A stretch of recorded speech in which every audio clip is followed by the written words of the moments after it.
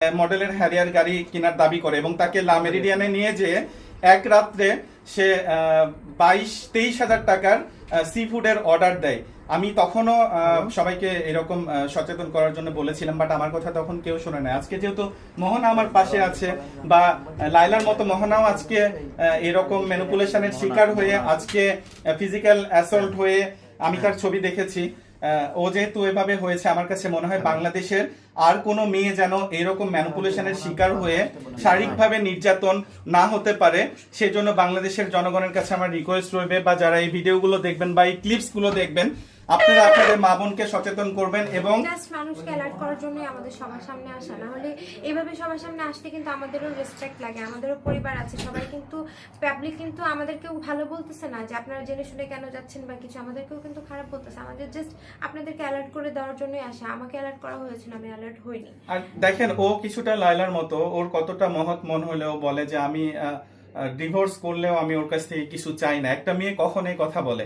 ও নিশ্চয়ই মামুনকে, আমি বলবো না যে লাইলার মতো, তবে কিছুটা লাইলার মতোই সে ভালোবেসেছিল, বিশ্বাস করেছিল। এই যে বিশ্বাসের উপর ডিপেন্ড করে যে বিশ্বাসঘাতকতাটা প্রত্যেকটা মেয়ের সাথে করছে, আমার মনে হয় না যে এগুলো আর কার বোঝার অপেক্ষা আছে যে মামুন একজন ক্রিমিনাল।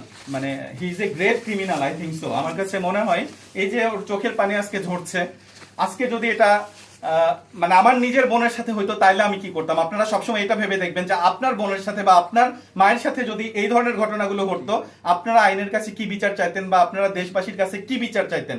এটা আপনাদের কাছে আমার রিকোয়েস্ট রইলো। তুমি চিন্তা করো না, আল্লাহ তোমার সহায় হবে এবং আমরা সবাই তোমার পাশে আছি।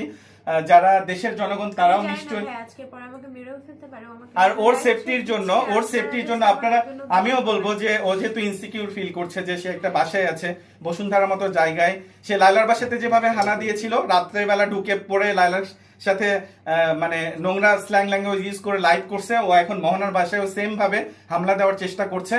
ওর জানের নিরাপত্তার জন্য বাংলাদেশ আইনের কাছে আমি বলবো যে অ্যাটলিস্ট লাইলার ফ্যামিলি মিলিটারি ব্যাকগ্রাউন্ড ছিল জন্য হয়তো লাইলার ভিতরে একটা শক্তি ছিল, বাট মোহনা তো মিলিটারি ব্যাকগ্রাউন্ড থেকে আসে নাই। ওর ভিতরে তো একটা ইনসিকিউর ফিল হচ্ছে। সেম লাইলা যেভাবে ভাবতো যে আমাকে খুন করে ফেলবে, বাসায় ঢুকে আমাকে হত্যা করবে, সেম মোহনাও করছে। তো আমি আপনাদের কাছে রিকোয়েস্ট করবো যে আমার এই বোনটার জন্য অ্যাটলিস্ট মামুনের মতো ক্রিমিনালকে যেখানেই থাক বাংলাদেশ পুলিশের অ্যারেস্ট করা উচিত।